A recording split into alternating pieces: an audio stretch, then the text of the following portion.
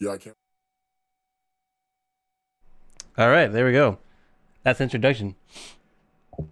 Haha. That's it. That was quick. It was 5 minutes just, but I like the ending of that song, so. Ugh. As someone who was not hearing the end of that song, I was slightly alarmed when your voice popped up. Oh, I know. Sorry. It's always abrupt. But Yes, it is. I was also surprised. we gotta go. Yeah, We don't have to no go, problem. but it's still fun that way. But anyway, so we have new people. So we realized that we didn't introduce ourselves last time, or really, like, or really do anything introductory at all, which is kind of my style. But if we're gonna be making it more consistent from now on, probably shouldn't go with that. So introductions. Let's do it. This is our second episode of the weekend download. I am Mairead, and my great friend Chelsea is joining us today. She is a musician, a woodworker, an educator. She's a fabulous person. She's a wonderful advocate, and I'm really glad that she's here to talk with us. Yeah. This is Jared. Yeah. What's up? I didn't know it was gonna be such formal introductions. That's weird. No, that was. Now you're because we have making a me special like guest star. sweaty and hot. You just have to say you're Jared. But You're you regular. just said that. I'm Jared. All right. Your turn, Jen. Yeah. I'm Ginny. See, we don't have to introduce ourselves, Jared, because we already wrote things on the website, and that'll just make people have to go check that out. Yeah, but I mean, it probably never hurts to have repeat shit like that because who reads? In this Ouch. economy. I know. I'm just gonna episode 2. I'm just gonna invalidate your part of the website immediately. So. Out here. You know what? I disagree, but Oh, okay. That sucks. We'll have to make a mymillennialism video game or cartoons. Yeah, we That's can. the only media that I consume. We Thank can make you like a commemorative plaque for those feels you just had, or something. Wow. Jared is feeling extra spicy I right really now. am. I think it's because I made a Spicy? copycat Taco Bell quesadilla for dinner. He's feeling spicy. I just don't like the fact that the immediate tone was, "Oh, we didn't do introductions last week," and then it felt like whoosh, like Mairead daggers into the side of my temple, like I was supposed to remember that, like I'd done this before. So, I was just saying, in the future, they might want to know our names. That's all I was saying. Thank you. well, going back to the earlier point, I don't think I wanna go I to was the just playing earlier devil's advocate port. earlier. You know what? Maybe I do want to we- go to the port. We live in Massachusetts. Okay, there's plenty of ports. Now, what I was saying earlier was to Jenny's thing. It might not be as irrelevant as I made it out to be because they were reading. Then, you know what? I lost my point because you fucking distracted me. Someone else say something. And stop making faces. hello. We're gonna move on. So, Jared, last night you asked me what I wanted to talk about this week, and I told you the one thing that obviously like everybody wants to talk about and is thinking about right now is the GameStop stuff with the stocks and everything and how that's crazy. But I wanted to see first if because that one's just like kind of low hanging fruit, if there was anything else you had in mind that you really wanted to chat about or get started with. I know So- last week you were excited to talk about like education and Joe Biden too. Yeah, I don't that know was if that's actually that was really curious because there's also I've had this overarching feeling that it wasn't like an inception moment, but it was kind of like an inception moment where that kind of idea of like, okay, how do we we've seen the power of ideals, right? In almost like a real world way. That's what I would see. Like, a lot of people have seen what radicalization through information can do, to people on American soil, because that is the war we've been fighting for like the last 20 years. We know terrorism. We know it inside and out. We know it so well. That's exactly what happened to people in the United States, is that they got radicalized by freaking information on the internet, and then crazy stuff ensued. But so the only way to combat ideals is through education, right? Or define Yeah. like the root of it, right? Kind of like they did in Inception. They were like, the only way to make this idea take hold is to trick him into thinking that it was his idea in the first place, which is kind of the way you have to deal with like overt racists, and to like almost convert them to the other side and their stupid ignorance. You're just like, you somehow have to implant them in the idea that like multiculturalism or something is actually in their benefit, so like, and in a weird way, I feel like education is that avenue, but it has to be. It's hard to get when you have 50 different states of education. Literally, it's hard to get like those I guess those finer points that like maybe every state has to teach and has to know, and like every teacher has to present these like historical facts in this way. You know what I mean? Yeah. I don't know. So I have tons of thoughts on this whole thing, but I really want to hear Chelsea's. So because I haven't heard her thoughts on this before. So Chelsea, I'm going to give you just the like super like Spark Notes Tolder version of the things that I've kind of shared with Jared and Mairead before about how for me, I actually think that like having a federalized Department of Education is a good thing. I just think it's been done really badly so far. Overall, there have been politicians who have run on this platform that, we're going to eliminate that branch in order to save money and in order to give states autonomy. And they make it seem like it's this great thing to get rid of because it's not doing anything. I personally believe that it's not worth it's getting rid of it isn't the answer. Utilizing it correctly is the answer, because otherwise there are a whole bunch of issues with standardization of materials available, resources available across the nation. And if we're supposed to be the United States, I feel like education is the greatest equalizer, or it could be if we actually utilized that federal, Department of Education the way that it was meant to be used. So that's the quick version. So I'd love to hear kind of what your thoughts are on that. Big response is yes. Yes. And then the first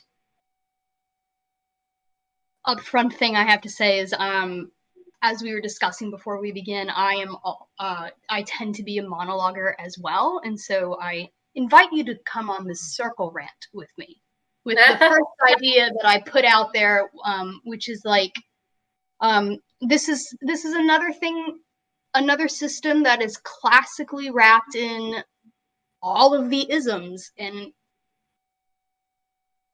they all play such a fundamental role. Like,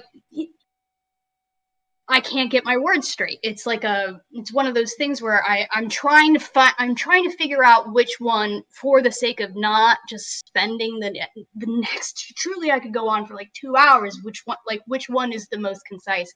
I'm finding that I'm gravitating towards. I think one thing that we don't talk enough about is how we define education. And how that actually roadblocks us from achieving what Jared was talking about, really getting into the minds of people who are thinking. I'm not even going to say like thinking dangerous things or things like that, because in their minds, we're the ones thinking dangerous things. Right. Exactly. I'm gonna No, go no, towards, yeah. No, I know I'm exactly gonna where you're go going. more towards, yeah, I'm gonna go more towards what you were saying, Ginny, which is the idea of like we're the United States of America and we're not being taught. We are not being taught the same things, and we are being taught radically different things. And yeah, I'll definitely pull out some stories that are mind-boggling from collegiate level, grade school level of like how much vitriol is actually behind that too. It's not just a matter of content. It's anger and vitriol behind said content. Mhm. Um, What do you mean by what kind of content? What do you mean? Sorry. like what is being taught, and Oh how yeah. that varies Okay. state to state. And it's not just a matter of like, okay, this southern state teaches this and this northern state doesn't. It's this this state teaches this with a lot of passion behind it, and this state doesn't teach that with an equal amount of passion behind it in its intention to not teach it.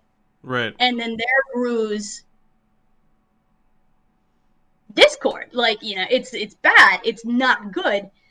But I want to, so that's one chunk, but a bigger chunk also that I think we don't talk about, which is a classist issue, is our view of education and how when you think of education, where does your mind go? It goes to a classroom, it goes to college, it goes to people who have a higher education tend to be more educated. But it's not true. Everything in life comes with some sort of an education. Every single thing that you do comes with some sort of a teaching element, educational element, some sort of a learning component. And that hasn't even been unified. We have still, we still look down on trade jobs, and I am now in a trade job, and I can tell you the difference between the work I do in education and the work I do. It's speaking a different language. Sorry, And although, another one too, just to interrupt real quick because you're hitting on a lot yeah, of topics that I had too. Not only like trade jobs, but just like also like minimum wage jobs as well, like minimum wage exactly. work, all of it. But yes, Exactly. keep going. I just wanted to like add that in there too.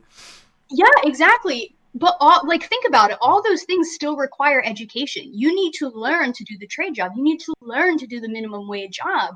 And if you have a shitty teacher, it's not going to go well. It's not going to go okay. And also, those are pockets of community. Those are pockets of society. Those are so Yep.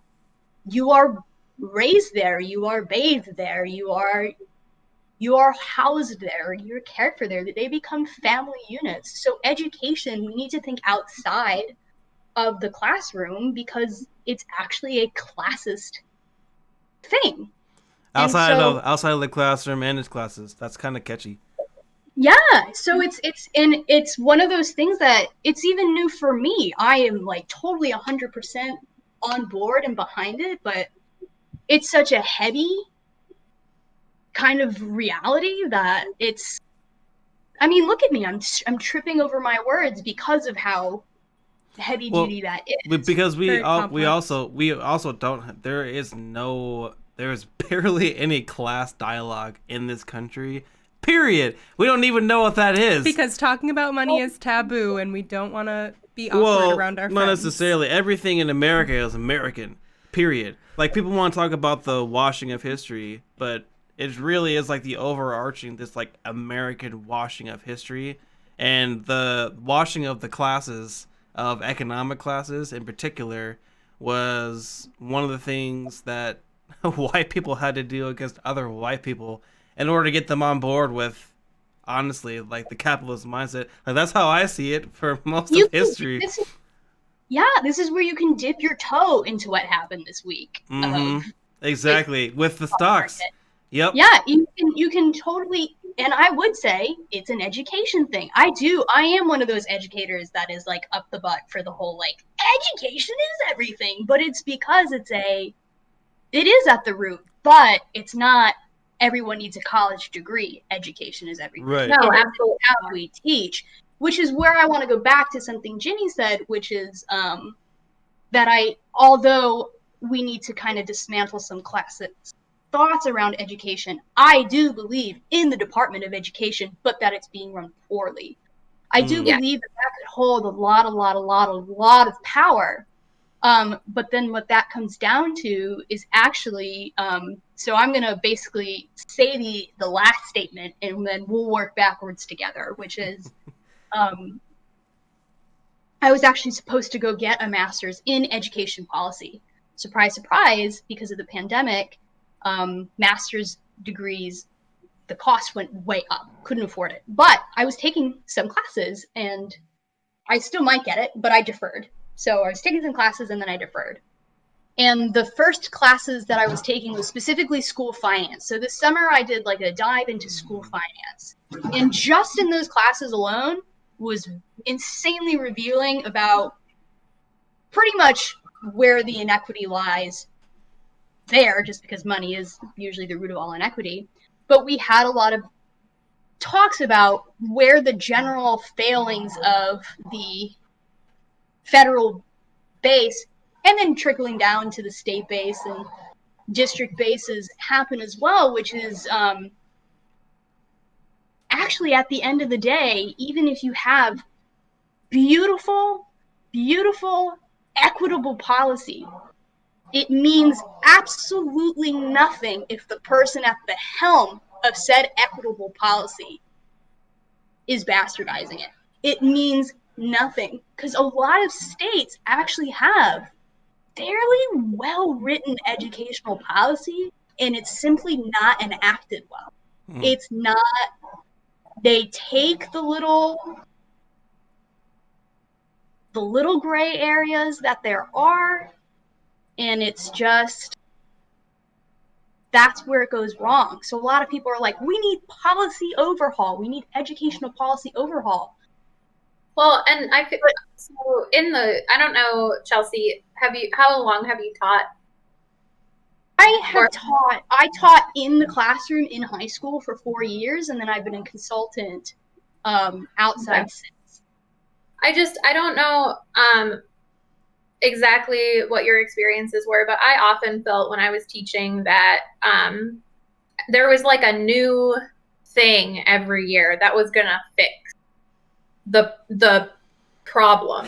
And I was like, first off, I don't even know if they realize or understand what the problem is, but whatever it was, it would be something like, we had No Child Left Behind. Then we had PLCs, which were professional learning communities.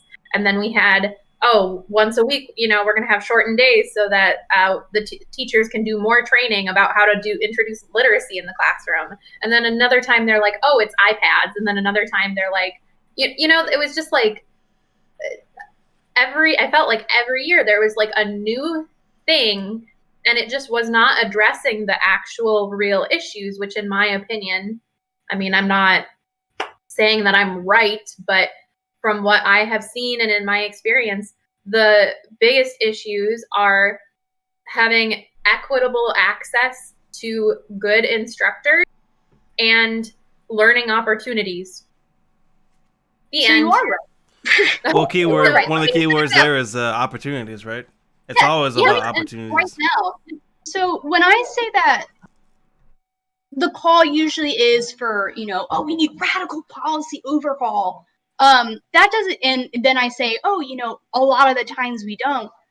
Two things. One, that doesn't mean that there has not been real shit education policy. There has. We don't have time to go into how the failings of No Child Left Behind and stuff. When I was doing school financing stuff, one of my close peers from high school works in school finance now, like out of Washington, D.C., works in school finance, travels state to state looking at school formulas. And we were doing weekly calls for a bit, and he blew my mind with all the stuff he taught me. Holy crap. And we could blow hours on all the different things he taught. We talked charters, we talked vouchers, we talked No Child Left Behind.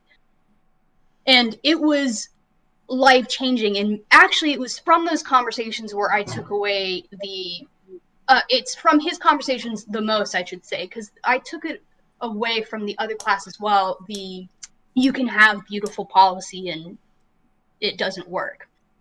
So an example of where we have beautiful policy, for instance, and it doesn't work is a good example is Massachusetts. There are things wrong in Massachusetts. Wrong. Oh, I could get up on my soapbox about Massachusetts. Okay, hold on. Wait. Hold on. Yes. Before we get on to the Massachusetts specific train, we need to pause for a second. Too long. Maybe not too long, but there's a lot of stuff that what you just said that I would like to go back and talk about. One specific thing first, though. What do you mean about bastard? You said bastardizing something earlier? Yes. What did you mean about that? That policy. So that's where I'm not going to get on the Massachusetts soapbox because it's too long. The only thing I'll say about Massachusetts is it's not necessarily a good thing we're number one in education. It makes us really hella racist in classes and all those things. And that's what I was going to ask. Like, how are they, okay, so we could have good policies, but how are the people who are in charge of the policy, quote unquote, bastardizing it? That was my question.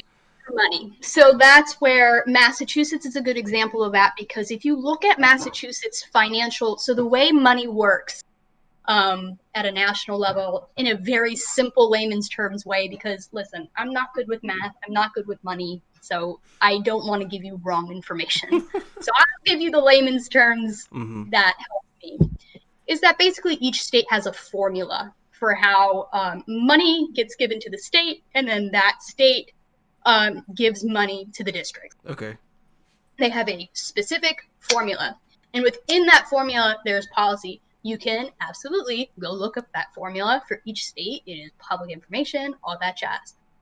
And that's where you hear people talk about, like, oh, money travels with a student. It basically each school gets like X amount of dollars per student, blah, blah, blah, blah, blah. And that gets determined via per district, per school, going all the way down into those categories. And Massachusetts has one of those where, like, if you actually look at their financial formula, things are looking pretty good. The amount of money they give per student is, like, beautiful, for beautiful things, for equitable access, for beautiful opportunities, for... Right. On the outside, it looks like, on surface value. If you can't find good education in Massachusetts in the United States, then where the fuck are you going to find it? Yeah, and so I worked in Springfield, which was the second lowest performing school district in the entire state. So we were the second lowest performing school district in the entire state and the number one performing state in the country. Right. And there was one year, no joke, never got that question answer, where we were just at a faculty meeting and the principal was just like, we're missing $3 million that we're supposed to be getting from the state. We don't know where it is. And we never got it. And it's because there were gray areas in the formula. Technically, though, our formula is equitable. The way the money gets distributed is equitable. But, like, there are emergencies, there are shifting arounds that can happen that... Chelsea, correct me if I'm wrong, but Jared, I think what she's getting at that maybe you're still wondering about is that what she was saying earlier with the bastardization of that, how that works, is the leadership that has been implemented for in whatever way or for whatever reason ends up having a greater impact on the outcome than the formula itself. Oh, so the person who's in charge of the implementation of that policy ends up having a greater impact of the policy than the actual policy? Oh, okay. Yes, I apologize. Okay. Yeah, I apologize if that wasn't clear. So the formula is beautiful, but then let's say, and it doesn't always have to be the top tier state person. It could be simply the superintendent of Springfield. I don't know. But I'm saying, like, it could be a superintendent of a district. It could be a principal. It could be the state person. Oh, But somewhere okay. along that line, if you have a person who finds gray area in the beautiful policy, Right. the bastard. And that happens because people, it happens because people are looking for power. And they aren't, and they're not in, for whatever reason, most educators, many educators, maybe I shouldn't say most, are in it for the right reasons. But the higher you go, the more money you might make, the more power you wield, the less the altruism behind that position has. And so then you get people that aren't there for the kids. They aren't there for creating equity or opportunity for anyone. They're except for themselves. Right. It's where it gets transactional. Yeah. And business-like. Transactional business. Oh, and for profit. Oh, now the circle is closing. Oh, I see. Okay. Okay. And it's not even for, with people in education and even government, I think it's not necessarily for profit in a monetary sense all the time. Right. It is, but it's for power profit. Okay, we can say for gain. For gain, then. Yeah. Maybe for gain. But encompasses some kind of gain. Yeah. How we're going to look at educational in a wider definition, we look at profit in a wider definition in this sense. Right, exactly. And I also want to, look at the way we were talking about when Ginny mentioned, so do I understand correctly that you were a teacher at some point? Yes, I taught band and music classes for 4 years in public schools.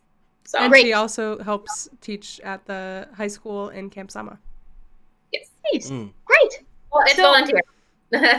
That's still teaching though. That's still really important teaching. And that's always funny when people was like, "Oh, so you were a teacher at one point?" I was just like, "Well, does anyone ever stop being a teacher? Really?"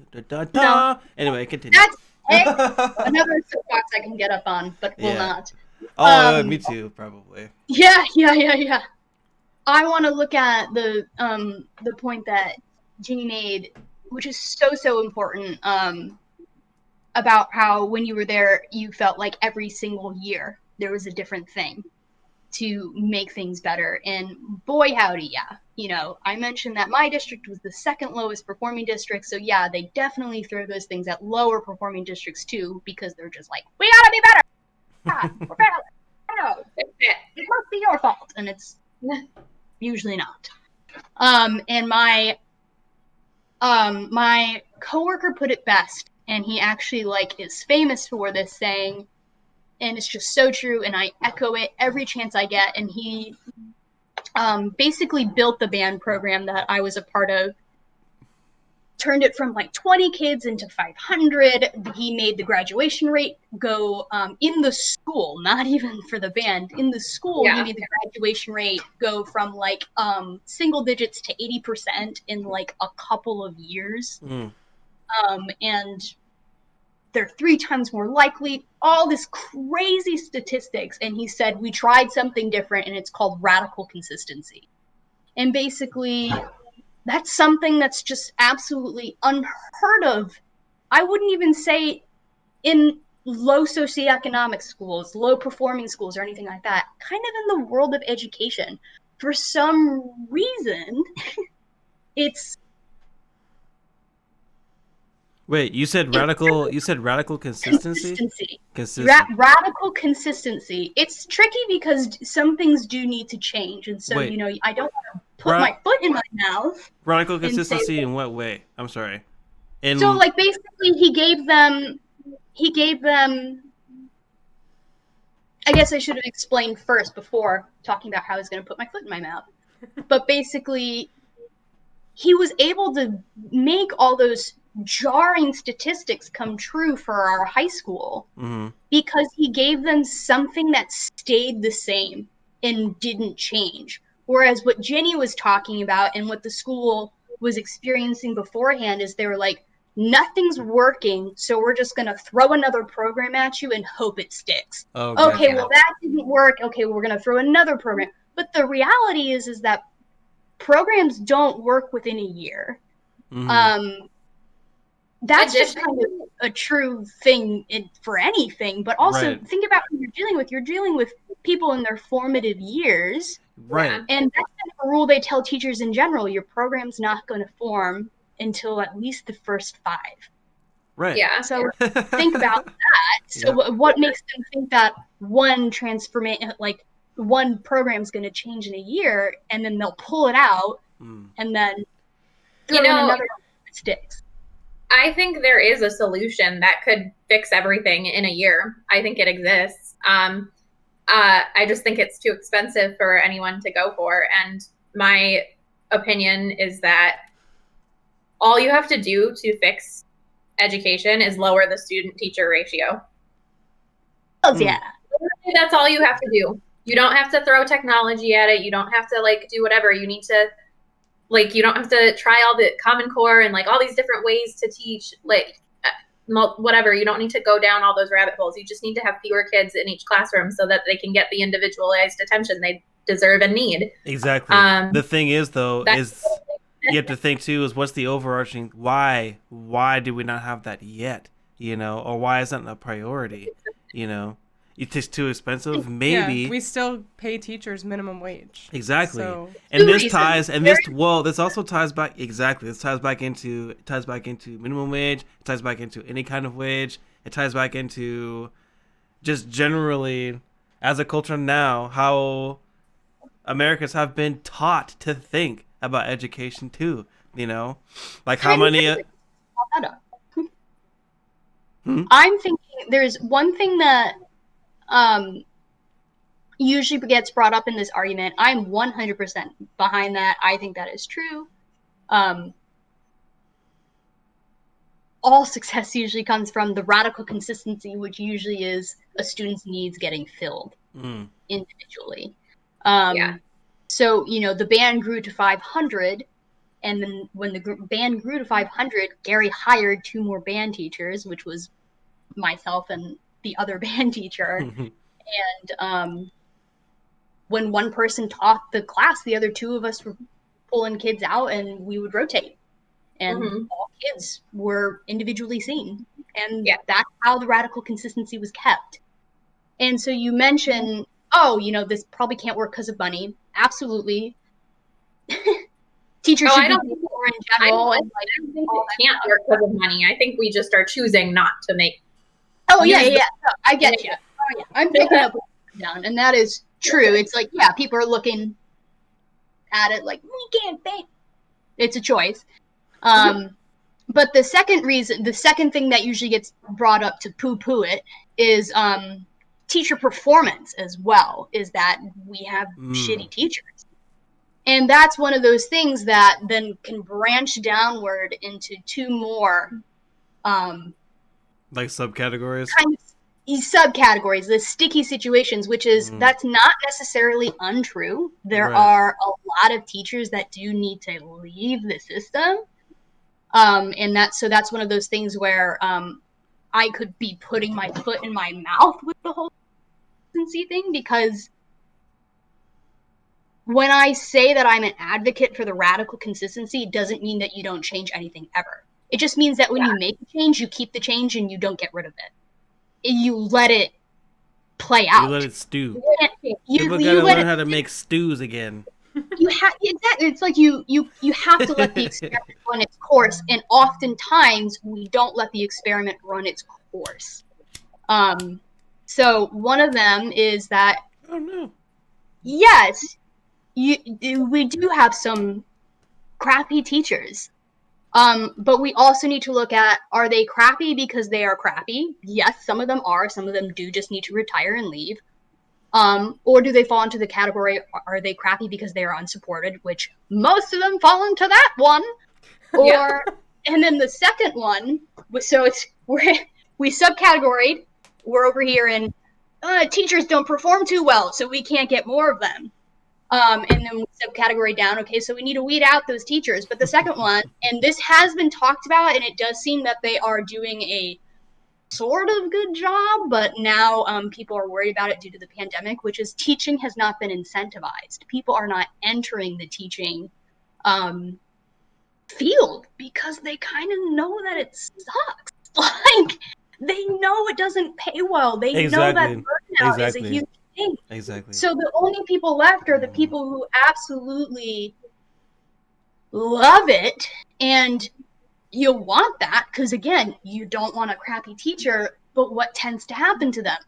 They get unsupported, they burn out, and then they leave before radical consistency can happen, before their benefits kick in, before any sort of promise that they were made in said teacher incentivizing programs could happen. And so no good came from it. Like, It's just a like lot of it, it's just like trade jobs too. It's just like trade yes, jobs. exactly. Yeah. There was actually a big Well, scandal a couple years it's ago almost where, go ahead. Oh yeah, well it's almost too like there's been a lot of I don't know, I don't want to say I've read a lot of things, but just a lot of talk about burnout in general, I think. But I don't think that's necessarily like a millennial thing or like a generational thing. It might be. But I think it could be I think we're seeing you were talking a lot about equations and stuff in that or the results of like a lot of systems everywhere. And I think what we might be seeing or that it takes a little while to see if a teaching system that you put in place actually is going to work. And I think if it's on a larger scale, like more broadly, like on a federal level kind of way, just to like bring the conversation back to that, we're seeing that timeline play out too. So like if you can take a school system or like a some kind of new teaching whatever and your boss tells you it's going to take 5 years for you to like realize if this actually worked or not.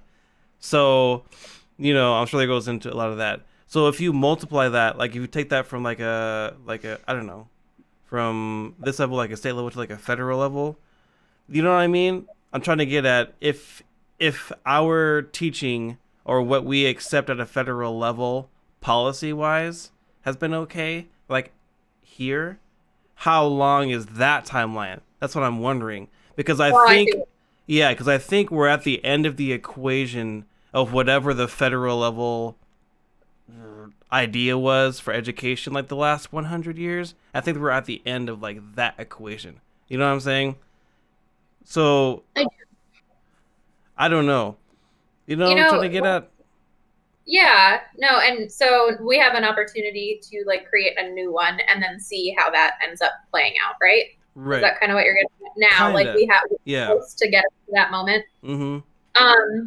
One thing I was thinking about with as far as like teacher performance and stuff, in my opinion, that's another thing that could be like sort of federalized because it like is teacher training. Like because the differences in training to become a teacher in different states is laughable.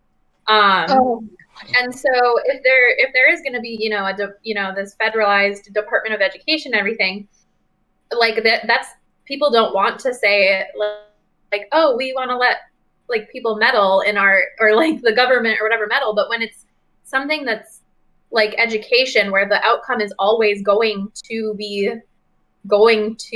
like the public, I don't think it's wrong to standardize that, Right. And that's what this is why this is such a big equity concern for me. And like, with my millennialism and everything and us talking about social justice and equity and racism and everything is, in my opinion, there are so many things with historical racism and trauma and poverty and classism in America that we can't address because we just don't have access to those people's like homes or lives or like families or whatever. And we shouldn't, that's too much.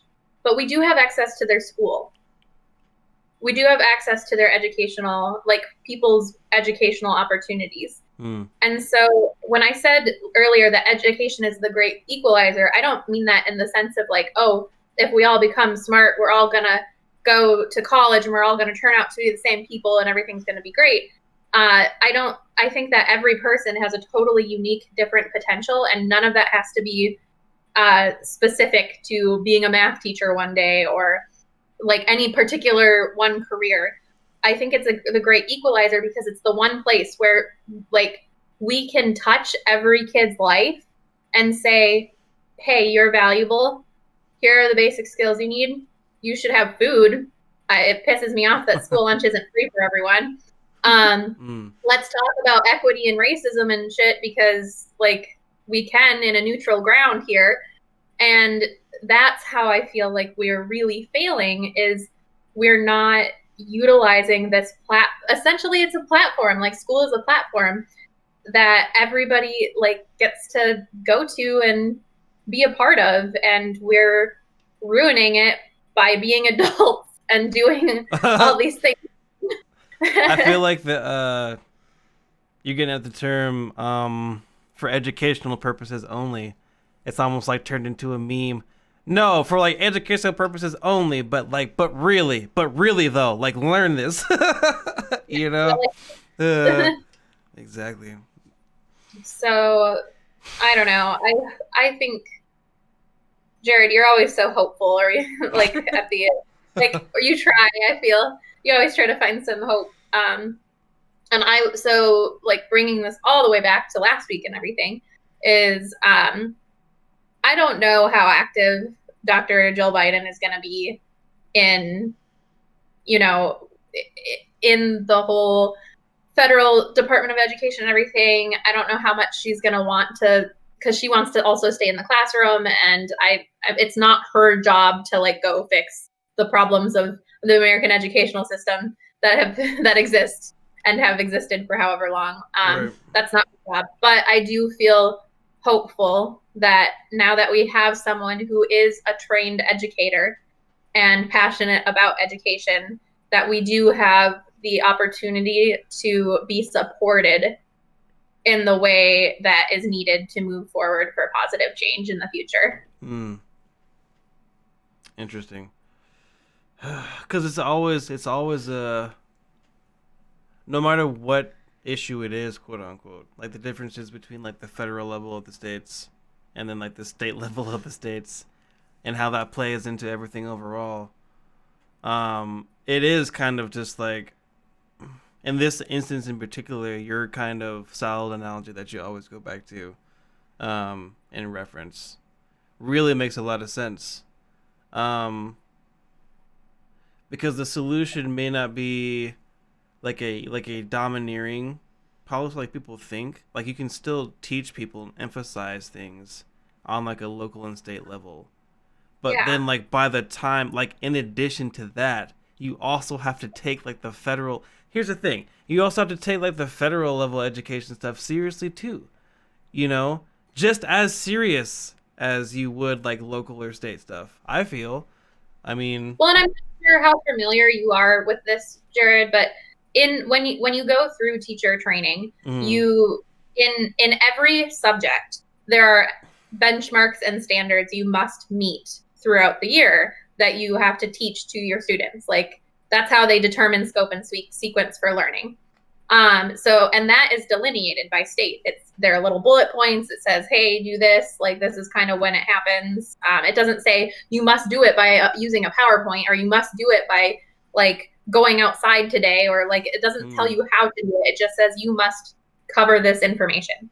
Okay. So, however, I think one of the reasons that I don't find it to be so like such a crazy idea to like expand to also having federal standards and that sort of thing is because in music, we've always had the national standards and the state standards. That's just how it's been, because state standards came later. They came after the national standards for music education. Those existed first because music wasn't considered at every state like a curricular class, really. And so there weren't standards at that level until after the national ones already existed. Right. And now, like as a music educator, if I were to go back into teaching formally, I would be teaching both national standards and state standards. And often they line up or cross over at least a little bit anyway. So it shouldn't be like this crazy thing. It should just be like this informational neutralizer so that people aren't all like, some people aren't coming out totally not knowing one thing and other people coming out knowing a completely different thing. Right. That's where I guess a few questions, and then I'll give a thought on that, which is, what state did you teach in? Minnesota. I got super quiet for a second because you hit on such a good point about like the federalizing of teacher training and stuff. And again, so many subcategories we can go into that my mind is just scrambled. But it's like a fight that I'm currently in. Actually, with talking with Mairead and I's alma mater. The number one teacher licensure output for music educators in the state. If you go to UMass Amherst, you have a 100% chance of getting a music educator's job. That's insane. That's great. Wowza. And it's like the basic call that happened after George Floyd to look at how we can be more equitable, anti-racist. And it's evolved into a long-standing conversation. And it's just looking at what's in control of the colleges, what's in control of the state, what's in control of... And who. And yep. And what those people look like and what their perspective and lens is. You know, what their goals are. What their goals are. Dude, we love individual goals in this country. We love them. We're just like, yes, go for your truth. Fuck yeah.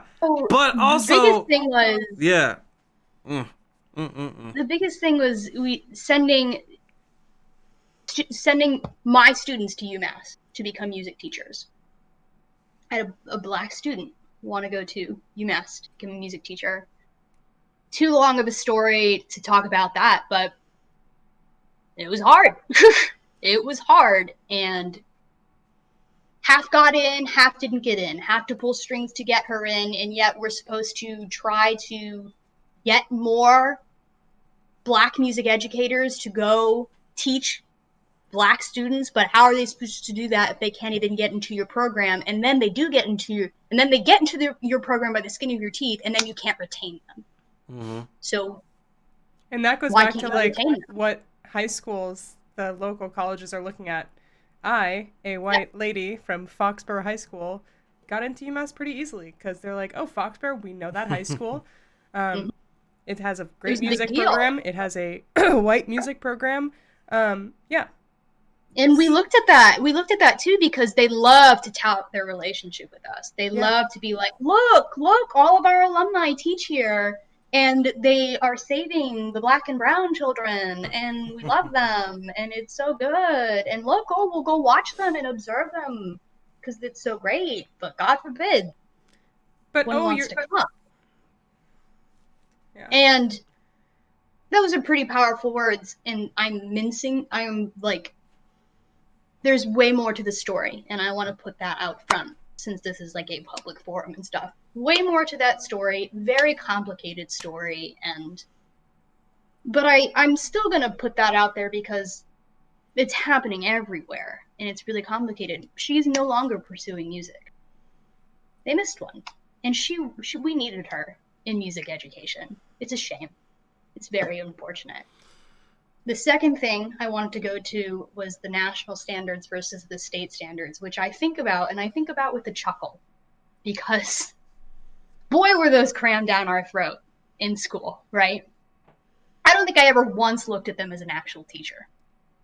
And that's where it's very funny. Wait, they're shoved down your throat in college? In college, you gotta know the standards. And like every single lesson plan we had to write in college, you put the national standards on your lesson plan. So wait, when they you are, go to school, there are state standards, and there are like federal national standards in particular. Mm-hmm. For music, like Ginny said, for music and dance, actually, music, dance, and art have national standards, and they are so clear. the history of that is because since they weren't like, in order to be considered like a valuable curricular class, we had to like band together, like artists banded together, no pun intended, to create, you know, these national standards that would say, hey, look at us and take us seriously. And then once that happened, that's when states were like, oh, fine, we take you seriously, but we want our own unique, you know, like footprint on this. So we're going to make our own standards now. So they did. So now both exist. Yes. And so in college, UMass, again, the one where you will get a job, boy, howdy, did they teach us how to write lesson plans. And there was a section on your lesson plan where you would write your what national standards you were using, what state standards you were using. And so basically every state standard, every national standard has a number, and you would write what numbers you were using, how, you know, and so you knew them by the time you graduated. You knew those standards. As an actual teacher in practice, not only did I very rarely ever write a lesson plan, I also very rarely, I couldn't tell you the standards anymore. I remember what they look like. I could describe them to you, but I don't have them memorized like I used to. This is not to knock the standards, by the way. This is to point out a hole in the schema, basically, of national standards and state standards, which I want Ginny's point to work, but I feel like it can't because of this hole. I feel like they try to remedy that hole by using testing as accountability instead of like teacher performance as accountability. And the hole is that the reason I didn't do the standards was not because I was like, I'm not doing lesson plans anymore. It's not because of that. I know plenty of music teachers who do lesson plans. My friend, I think, is the best music teacher I've ever met in my life. She's an elementary school music teacher, also in Western Mass. Holy crap. Queen of music teacher. Writes lesson plans. Awesome. I wonder if she includes the standards. I honestly don't know. But the reason I didn't is because my program was so large. So large. And I was so focused on where each child was individually at. And this goes in two different directions then.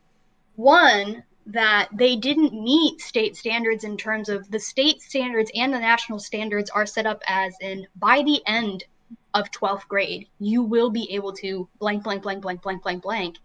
And most of our kids know because they picked up an instrument for the first time in 9th grade.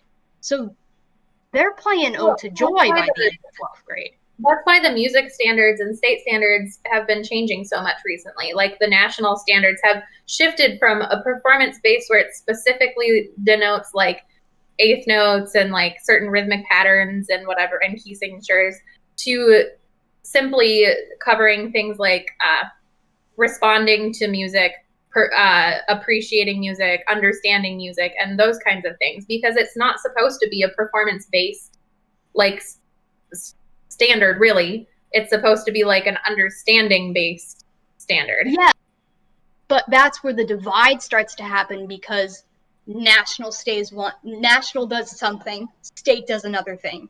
There goes that's why I think that you were talking about. There goes the thing that you were talking about. So that's what I'm saying is I'm just seeing it go.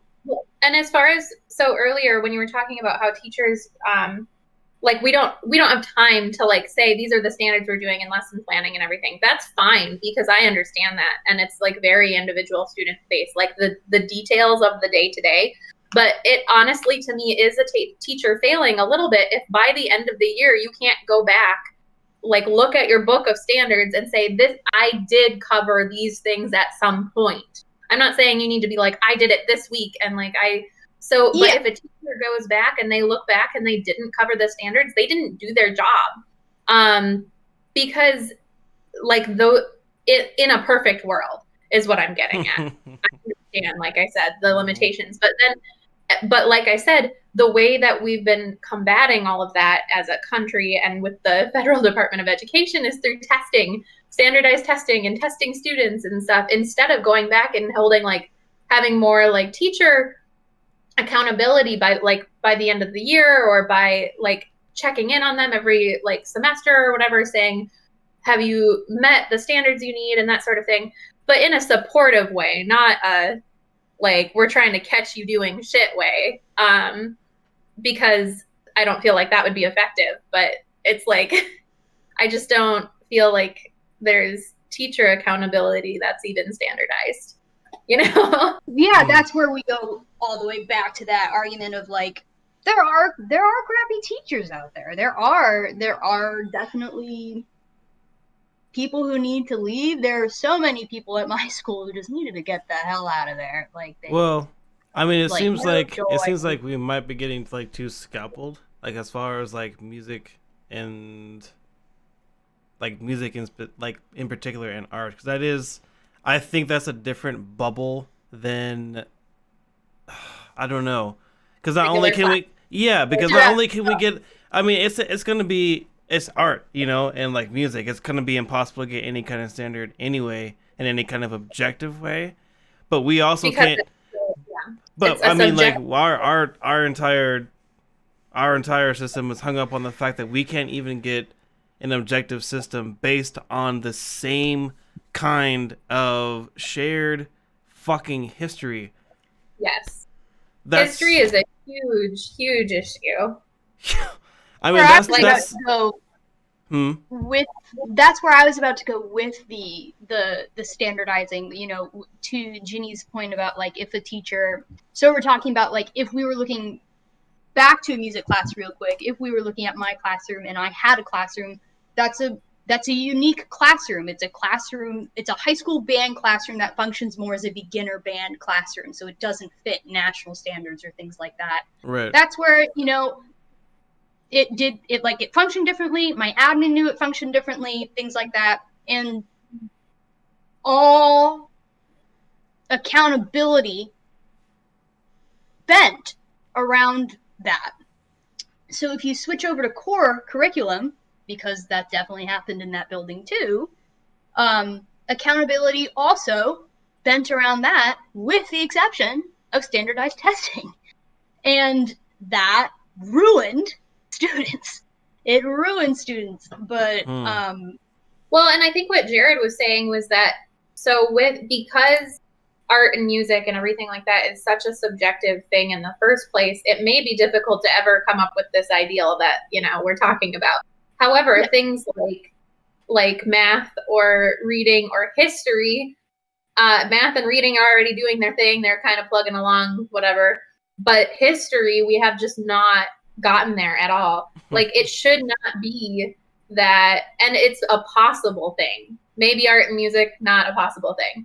But it is a possible thing with history to be like, hey, you all learned about World War I and the different components of it this year at some point. It doesn't have to be like you did it in this way. You wrote a book or you did a paper or whatever. But like everybody, no matter what school they went to, in first grade learns about whatever specific thing in history. And then a component of that certainly should be, by the time they get to high school, that they're having real discussions about the context of equity and perspective in those historical, scenarios as they get older, and have more of an opportunity to think critically about how different lenses and perspectives could have played into those things. But all of the information should be available, and it's just not available to every student right now based on where they go to school. Right. Or taught, you know. Yeah. The key is to like teach it what is the unwashed, now that history has been washed in 50 different ways in 50 different states, basically 50 different standards. How do you unwash that, number one? And then how do you disseminate that, number two? You know? Yeah. No, I'm sorry. I definitely agree with that. I was going also still, though, along the lines of even if we did standardize that, which we should and needs to be done, kids would still get caught in the trap Yeah. of standardizing. Have you ever heard of the regions?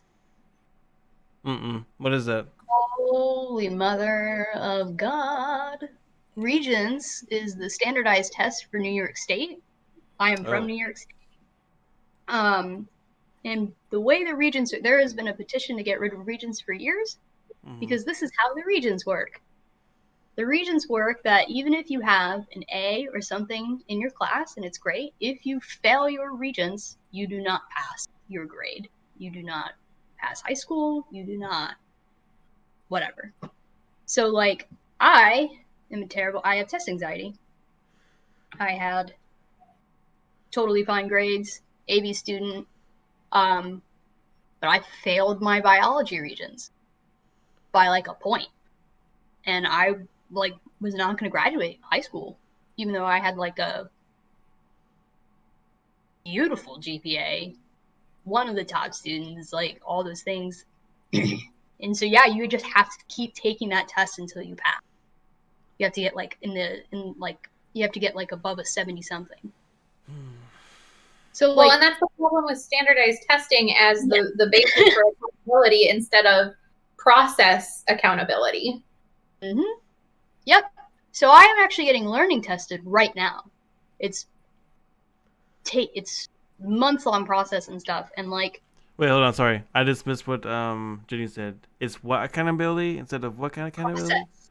Huh? People are using standardized tests to quantify and hold students and teachers accountable for children's learning instead of trying to find a way to hold the process of teaching accountable throughout the year and the learning that happens throughout the year accountable. So they're like, hey, you have to do this test. The test tells you the quality of your education, and that is super inequitable for lots of reasons.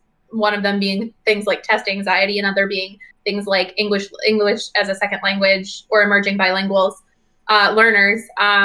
Another being people with like dyslexia. They're people who don't read quickly because maybe they weren't read to as a child as much.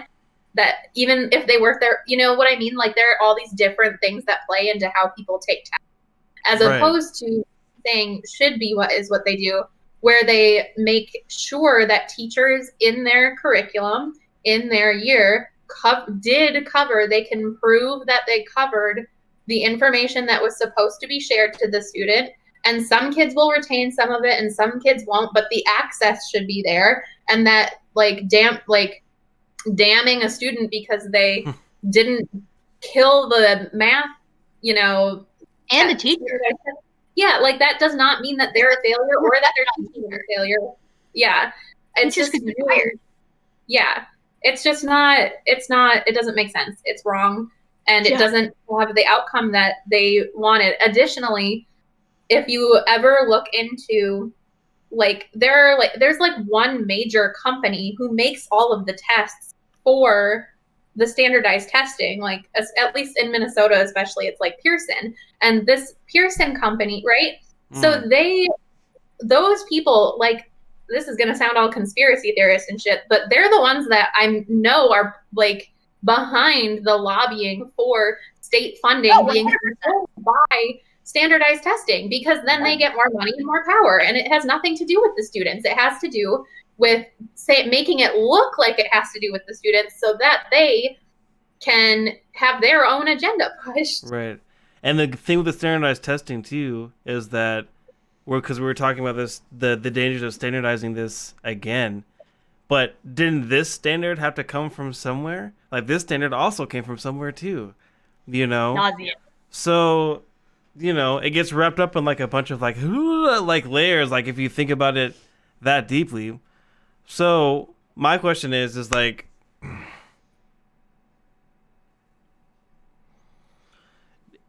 it definitely, all the signs of this, especially of education in this country, look like it is coming to the general end of some kind of like general quote unquote like equation. Like we're seeing the end results of something happen, So do we like cauterize this wound again and then and then focus on building like a new standard and like push that, and that be the message?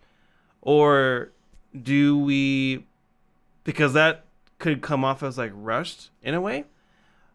And then the other thing is, it's almost like we have to like, the problem with relying on the standardization is the fact that, okay, well, what's the intent of the standardization? And then can we look to it for like accurate results? And then if we can't, because that standardization is not working, and we're looking to like all these different factors that contribute into what that standardization was made in the first place, can we trust that process again, essentially? And then can we take all this stuff that made up the first standardization and then make it better, and then make another standardization, and then realize that it's going to have to be torn down and probably reworked again? But can we get like a bigger group of people maybe this time? Or is it actually that system in and of itself perpetuating it? You know what I'm saying? So Sticky. Everything you just said is sticky. yeah, no.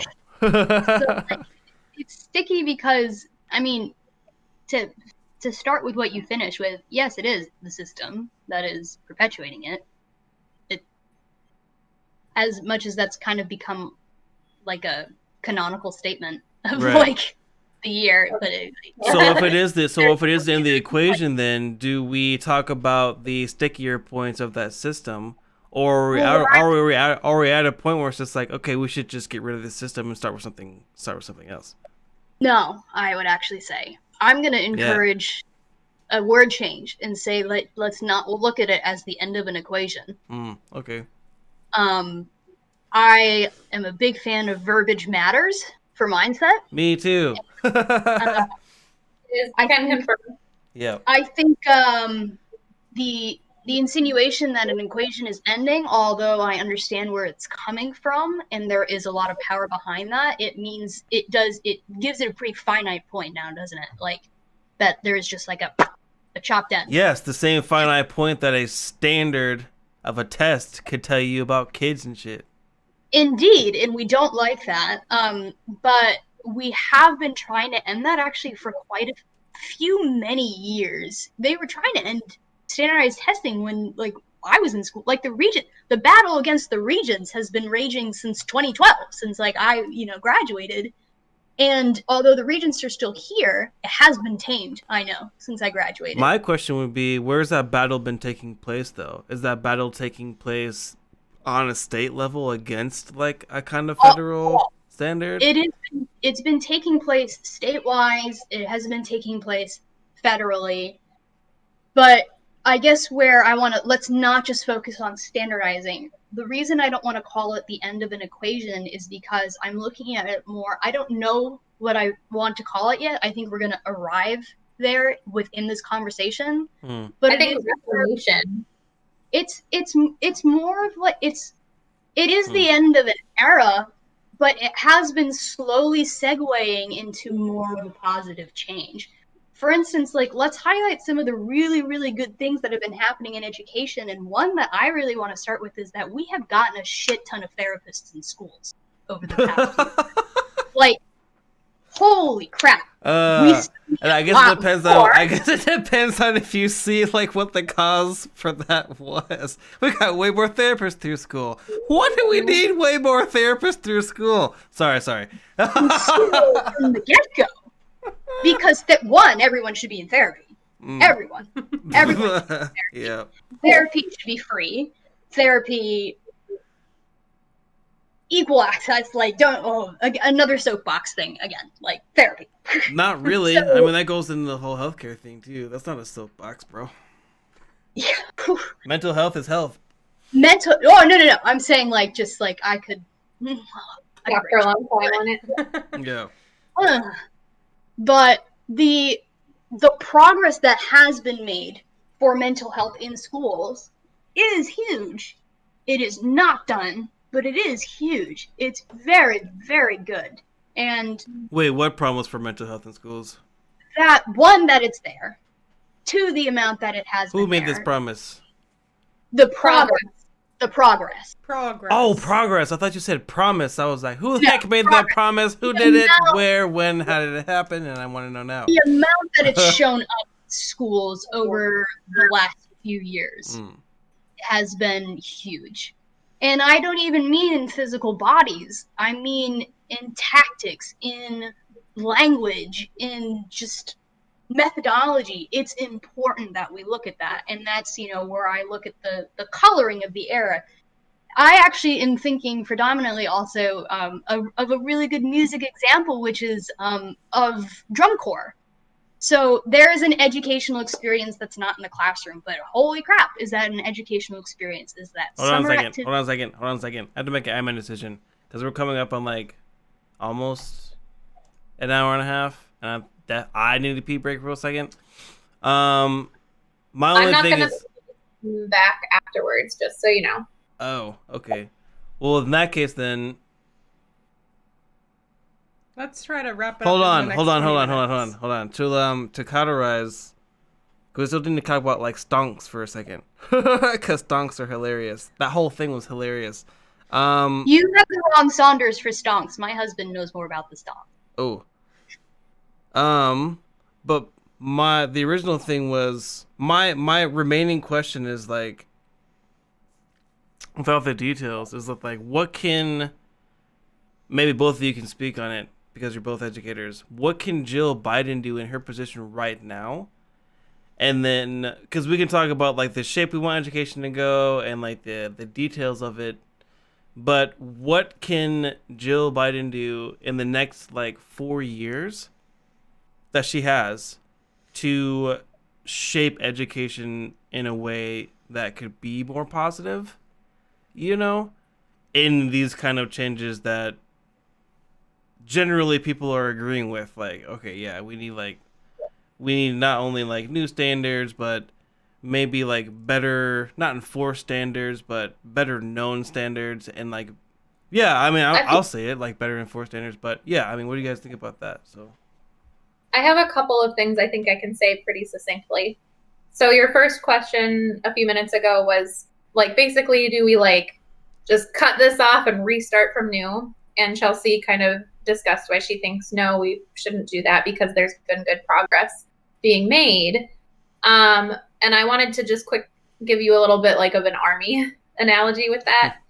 Like it wouldn't, and it works for like a band classroom as well too. Like if you had a beloved commander or a beloved band teacher or any kind of like consistent figurehead for multiple years, and then someone new comes in and tries to just suddenly change everything because they're a new person, even if everything that they change is fantastic, it will not be very successful for a while because that's not how people work.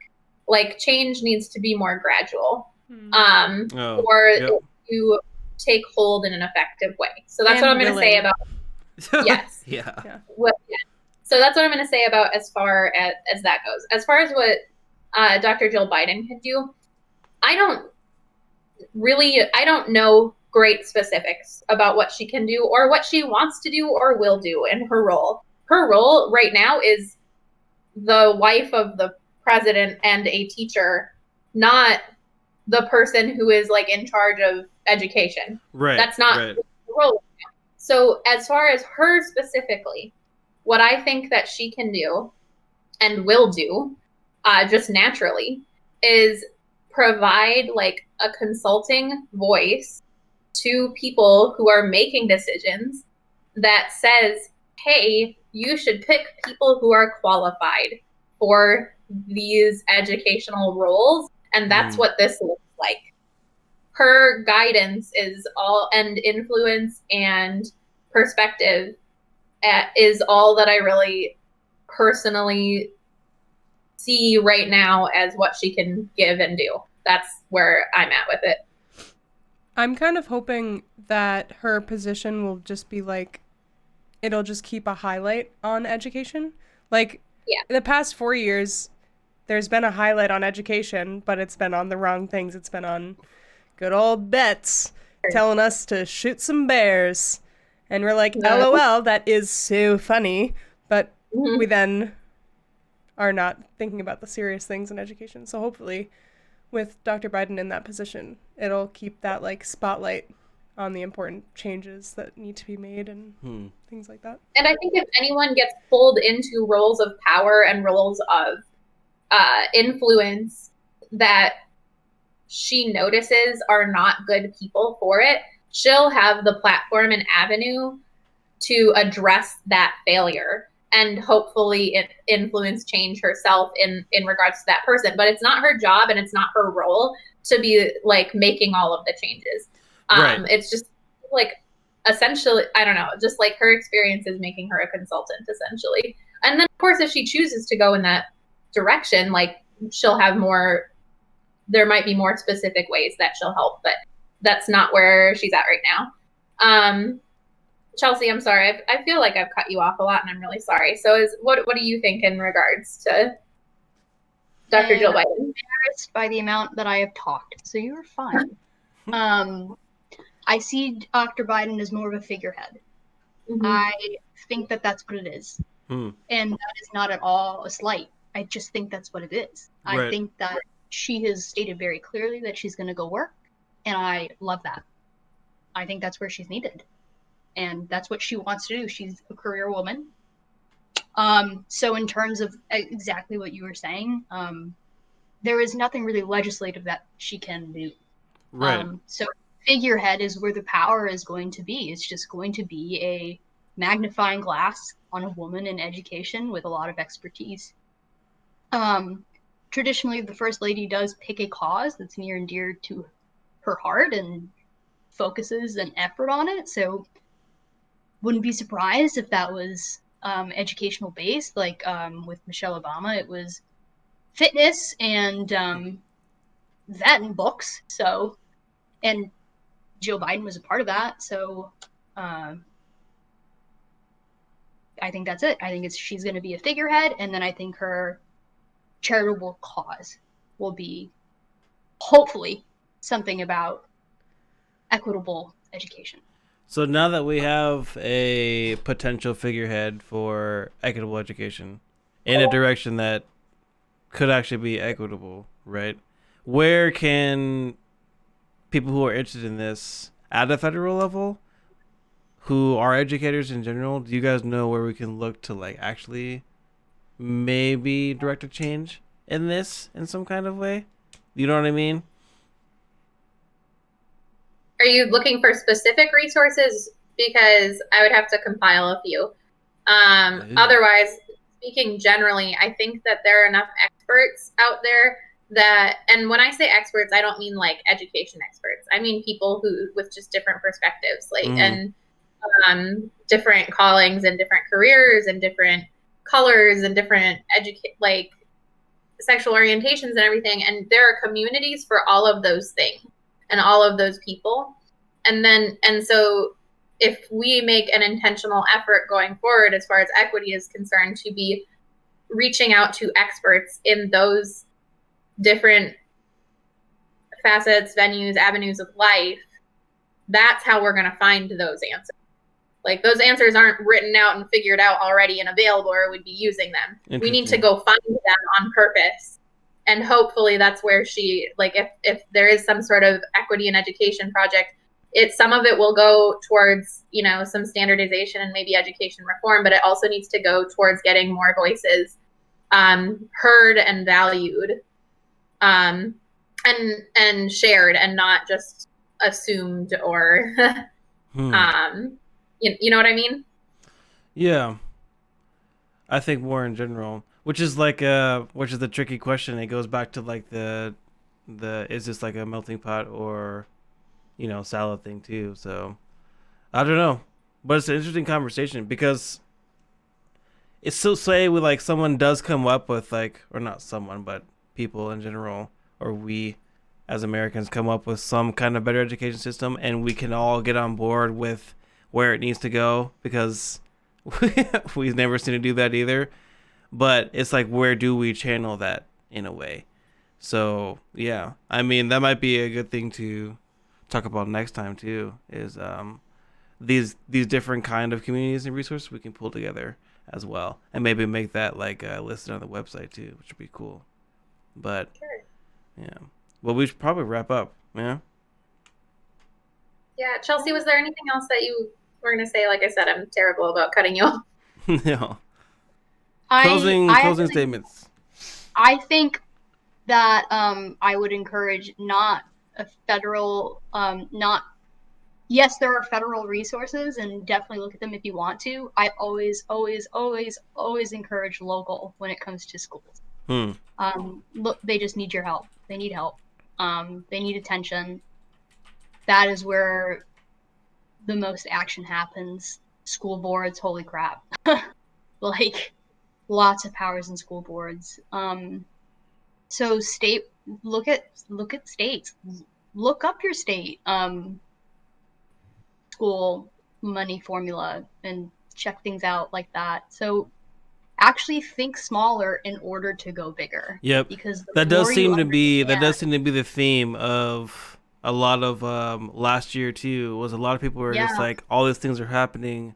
I don't know where to put my energy in wanting to help, and it's just like, well, you definitely can't do anything about that. So maybe look at where it can start for you locally. Yeah, it's definitely the one thing that we didn't talk about that I really actually I'm just gonna kind of drop this thing and then I guess leave you with it, is that a lot of people say this about different sections of politics, but education truly is nonpartisan. Not that it needs to be nonpartisan. It is actually currently, like, when it comes down to the policy, it already is nonpartisan. Needs to be nonpartisan. But then where we get sticky is that, again, you can have beautifully written policy, but then have a shitty person at the helm of said policy at several different parts along the line. That does make a lot of sense. Come into play. Yeah. I was like, policy can be written beautifully nonpartisan, but is any person now in America truly nonpartisan? Ooh. And that's where damning efforts have been done on both sides of the aisle, on sides of unions, on sides of not unions. I'm very pro-union, but there have definitely been times where unions have actually like really fucked up some financial negotiations for schools. Like, that's where it's like, it's so sticky. So I think that's kind of the final thing that I'll say that we didn't really get to talk about as much, is like how truly nonpartisan education is, especially because I think the word partisan and nonpartisan immediately makes people think about like teaching the Civil War or not, and it doesn't mean that. That's not a partisan or nonpartisan thing. That is a thing you just don't. That's just a thing. Right. So education is nonpartisan. Education in and of itself is nonpartisan? It's currently nonpartisan. Like, the policy written for education is currently nonpartisan, needs to stay nonpartisan, but when shit happens, it's a partisan problem, and both are guilty. Like, okay. It's So like, you can't just be like, Republicans are ruining education or Democrats. Sorry, I had to put that. Yeah, I had to put you said in like context rules and for a it's second. really I was sticky, like, okay, hold on a second, hold on. I was like, that was like 4 words, but it was like a lot. Hold on. Exactly. Yeah. Oh man. But anyway. Well, thank you, Jared, for essentially hosting and letting Chelsea and I soapbox for an hour and a half. This is really fun from this perspective of just like, wow, look at these amazing ladies. Just being passionate and being smart and wanting the best for future America. No, it's good. This is really, really cool. Thank you both. It is cool, but it was really dense too. It was really dense because I feel like we were. I'm still just because I thought, maybe I shouldn't bring my own bias into it. But I was just like, maybe I could just like extract like maybe like what some kind of like top down federal like education plan could look like that would make everyone happy. But there's like not enough information, obviously, from this conversation, or probably that I'm ever gonna get in my life. But I do have like my ideas about that it should like include certain things. That like that's all I can bring to the table is like certain things that like it should include. I'm just like, you guys should probably put in this, like stuff like that. Like that's where I'm at, So I don't know. It's always really interesting talking about because geographically too, like the United States are so big. So even if you think about like in the terms of like where education should go, no matter what your views on that are, whether it's like education should be for like trade jobs or education should be so you can go to college and do this and whatever like education is for you, like geographically the states are so huge as well. So like what you learn locally and like state-wise is also going to differ literally depending upon where you are. Because you're going to learn different shit in Alaska than you are going to learn in like Florida, like you're just going to learn different shit. So there's that aspect to it too. But as far as like these kind of like hard historical points, like the fact that, I don't know, like chattel slavery was like the worst thing that happened, like literally the worst crime against humanity. And in the richest country in the world and in the proclaimed land of the free, it's still just like, yeah, ancient history, right? Ancient history. Not to bring like an education episode back into slavery, but I gotta do it. No, it's all tied up together. It would be wrong. That's what I was gonna say. Yeah, it would be wrong not to mention it in that context. Since we are trying to wrap up, though, I think it would be really good to kind of end with saying that next week or next time that we talk, I would love Jared to hear some of those like historical points or things that you really think should specifically be included. So if you think about that kind of throughout the week, I obviously have some too, and some of ours will overlap, but I'd love to hear that in the future, because even if we can't fix, education, we can in like one episode or anything. The point is to just be sharing and having people think about these things. So whatever you have to offer and want to offer in that regard I would love to hear it. So quick hot take. Education's for you. Say that again? It's education's for you. It's for people. It's for everyone. It's not for the people who like nerd education and stuff. So if you have ideas on education, you should bring them so that we should do them for you, because I've always viewed education as vocational. It's a service. And in that way, that's how I would view education as nonpartisan. It's in that way, what you just said, not in a political way. What you just said. That's how I view education as nonpartisan. Anyway, I did want to do like a shameless plug, and February 2nd is when 400 Souls comes out, right? Yes, I believe so. Yeah. 400 Souls that Dr. Kendi edited. That's coming out. Ooh. That is like, it's like a culmination of like poets and like Black poets and historians. Oh, that's great. History, basically 400 years of history that like it's literally I have to go back to equations, okay? Because someone said equations and now my brain is stuck on it. So fuck it. I'm gonna go with this, okay? Like I feel like if we could take whatever the U.S. history book that we throw at people in school, and then we just that one, and then we just Dragon Ball Z, fucking fusion that shit together, like 400 souls in that book, and we fusion it together. Bam! Like there's like your federal education history standard. Fuck, there it is. There it is right there. We got all the white shit in this big red book, and then we got all the black shit in this 400-year fucking throw it together. There's the equation. It's so easy. Sorry, I just had to. I just wanted to say that that book was coming out in like 3 days, and it should be really. That's good. awesome. I'm excited. Yeah. Definitely gonna buy it. Yeah. Anyway, that's what I was thinking about for like federal standard of history. I was like, yeah, that book in this book, Kamehameha, like it. bam, there you go. That's all you need.